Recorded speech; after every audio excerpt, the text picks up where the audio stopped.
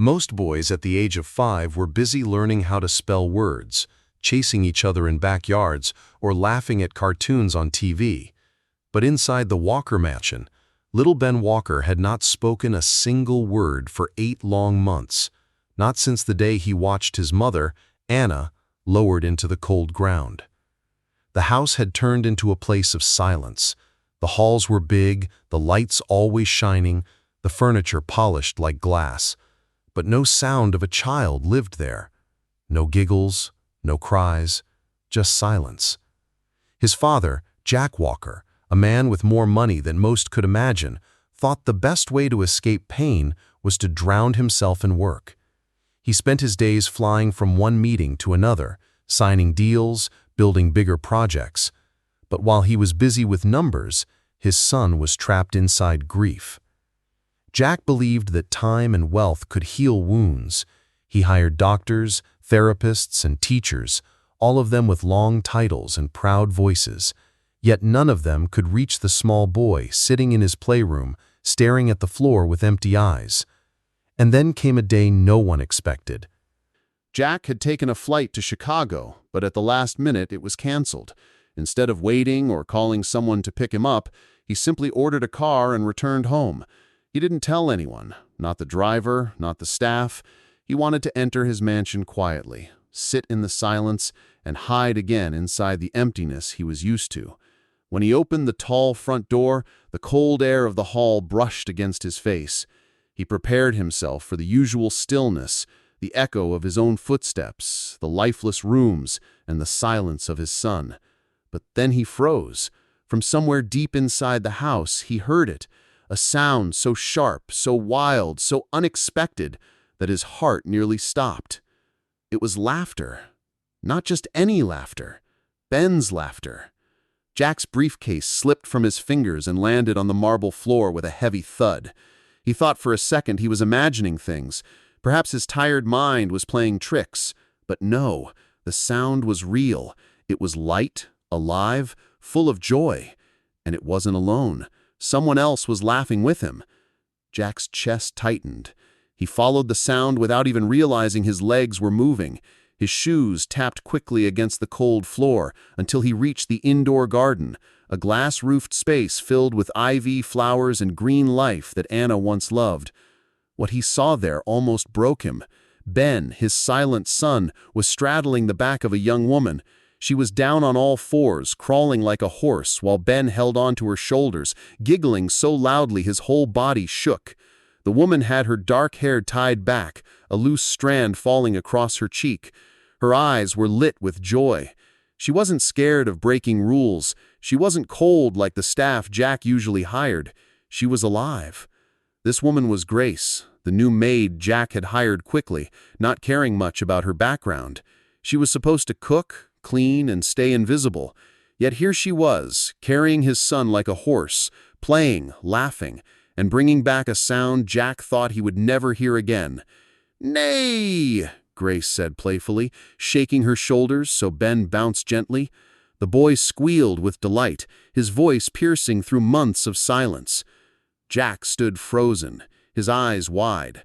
His chest hurt, but not from pain, from something else, something he hadn't felt in so long. It was like watching a ghost come back to life. This was the boy who used to run to the door whenever Jack came home from business trips. The boy who would climb onto Anna's lap with dinosaur books, asking questions for hours. This was his son, alive again, laughing again. Grace finally noticed him standing at the doorway, but she didn't jump up or look guilty. Her calm eyes met his, and she smiled softly, steadying Ben as he slid down from her back. Ben turned, breathing hard from laughter. He looked at his father. And then, without hesitation, the boy's little feet moved. 1 step, 2 steps, 3, straight toward Jack. Jack's knees weakened. He bent down quickly and caught Ben in his arms. The boy was warm, lighter than Jack remembered, not because of his size, but because it had been so long since he had held him this way. Ben buried his face into his father's chest, giggling once more. That sound, the sound of life, rattled inside Jack's heart like a lost song finding its way home. Jack looked up at Grace. Words failed him. Grace didn't try to explain. She didn't rush to speak. She simply wiped her hands on her jeans and said quietly, almost like a promise, "Hi." Jack's voice cracked. What is this?" Grace placed her hand gently on Ben's shoulder. She said, "It's just play. That's all he needed." Jack stared at her, his throat burning. For months he had thrown money at the problem, therapies, clinics, teachers, yet none of them reached his son. And this young maid, with no degrees and no titles, had done what no one else could. She had given him back his boy. Jack lowered himself onto a bench under the ivy archway, still holding Ben tightly. The boy's small fingers rubbed the fabric of his father's jacket, a simple, trusting gesture that nearly broke Jack in half. Grace sat down across from him, not waiting to be asked. Her posture was calm, her eyes steady. She said softly, "I didn't try to fix him. I just listened. He told me what he needed in his own way." Jack swallowed hard. He wanted to argue, to call it luck or coincidence, but deep down he knew the truth. This woman had reached a place in his son's heart that he himself had lost the map to. He looked at her, his voice barely above a whisper. "You're not just a maid." Grace shrugged gently. "I'm not trying to be anything, just someone who didn't walk past him." Jack's eyes dropped to Ben, who was now resting quietly against his chest, eyelids growing heavy with peace. It was more than healing, it was hope. And for the first time since Anna's death, Jack Walker felt alive too. That night, the Walker mansion felt different. For the first time in 8 months, laughter had broken the silence, and it echoed inside Jack's mind long after the house went quiet again. Ben had fallen asleep quickly, curled against a stuffed dinosaur Grace had dug out from a forgotten box in the playroom. Jack stood at the door, watching his son's tiny chest rise and fall, and for the first time in a long time, he wasn't afraid to hope. But with hope came fear. What if it didn't last?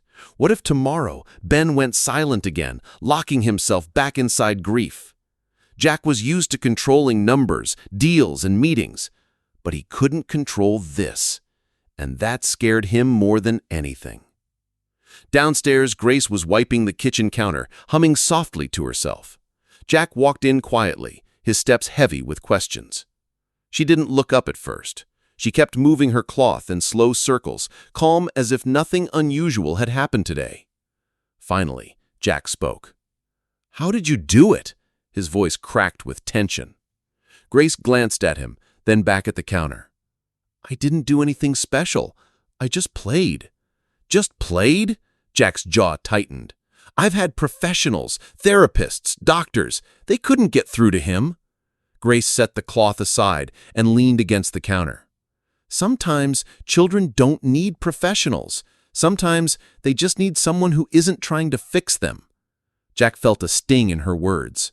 He had thrown money at every problem, believing money was the answer, but tonight proved him wrong. He sighed heavily and ran a hand over his face. "I've failed him, haven't I?" Grace shook her head. "No, you've been hurting. You're human. But Ben doesn't need you to be perfect. He just needs you to be here." Jack stared at her, feeling both ashamed and strangely comforted. He had not cried in months, not even at Anna's funeral. But now his chest ached with emotions he had buried. The silence stretched between them, deep but not uncomfortable. Then Jack whispered, "You've done more in a few days than I have in months." Grace didn't answer. She only gave him a small, gentle smile before turning back to tidy up.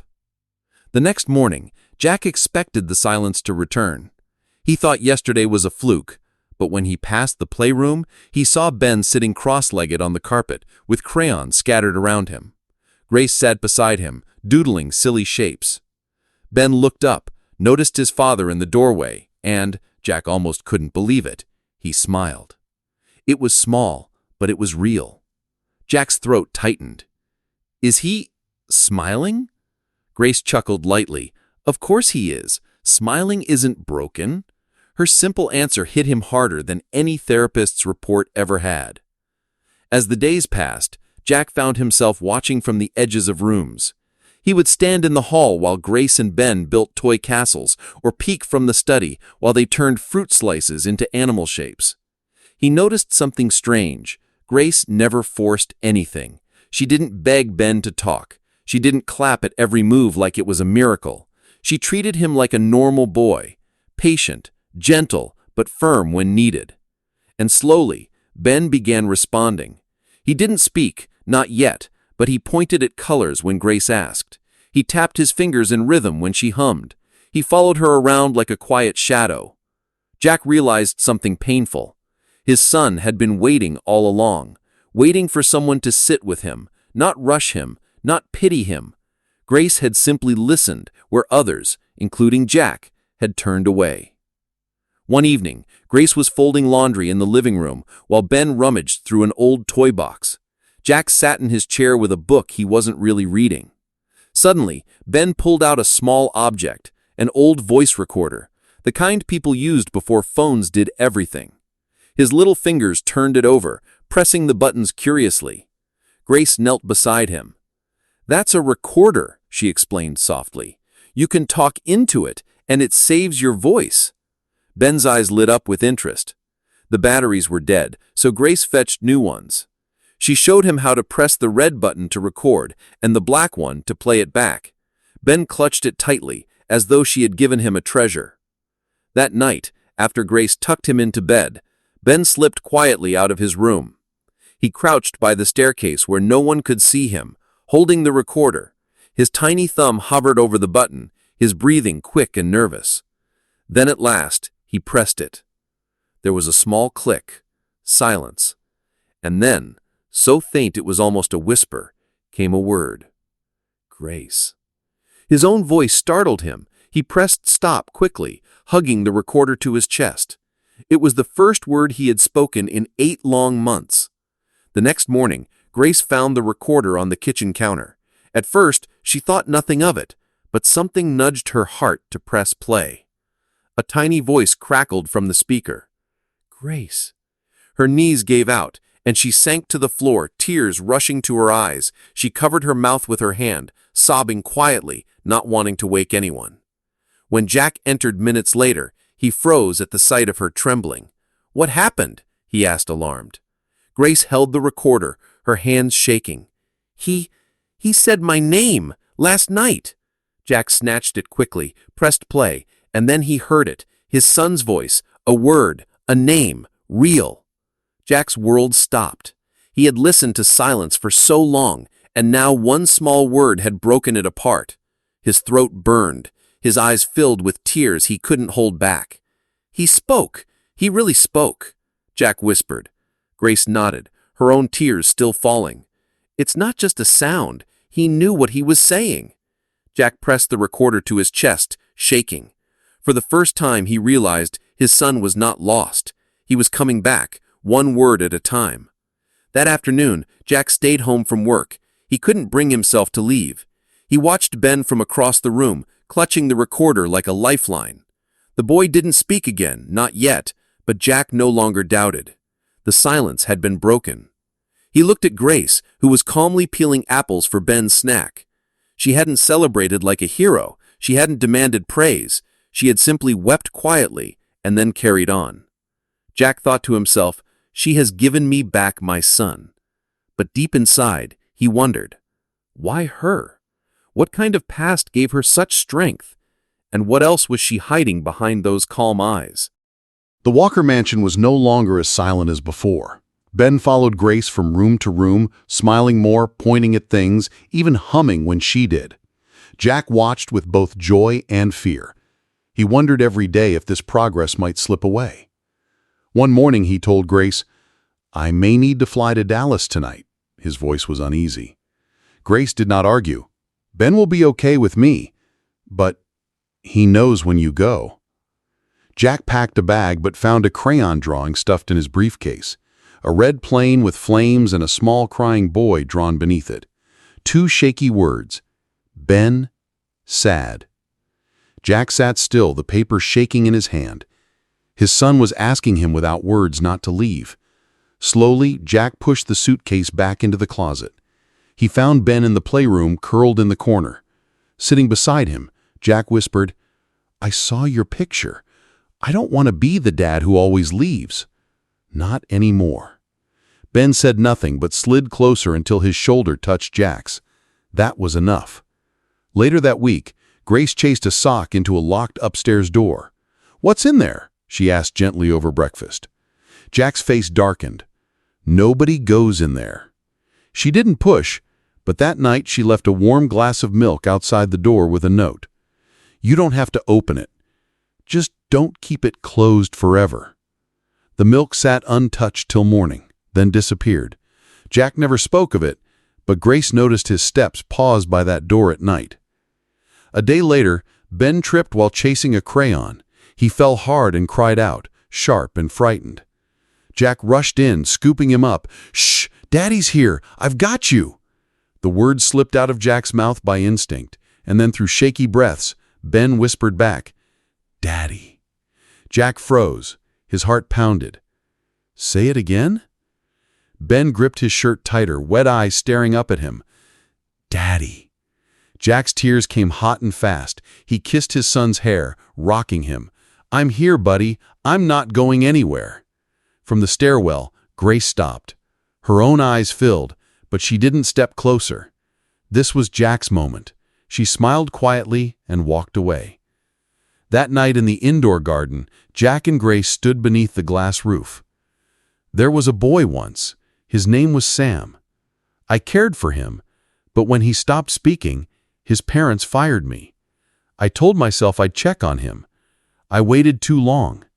He died in the hospital. I never got to say goodbye."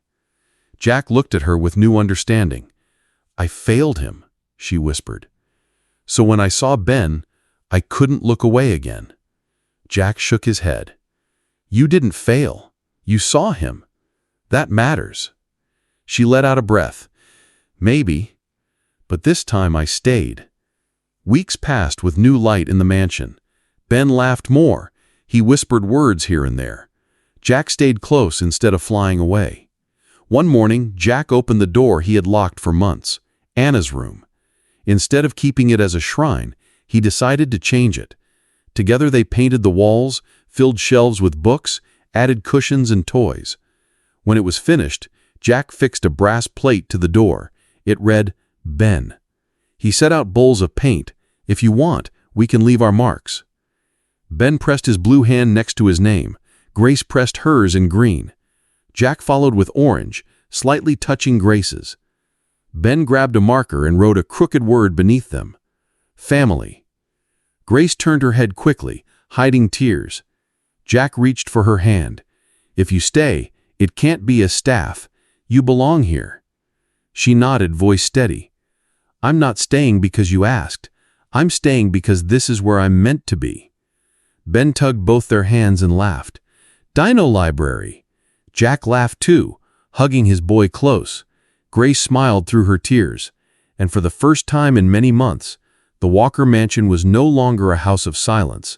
It was a home. If you were touched by this story, please take a moment to like this video, subscribe to our channel, and join us in sharing good stories that matter. Thank you for watching. We'll see you in the next story.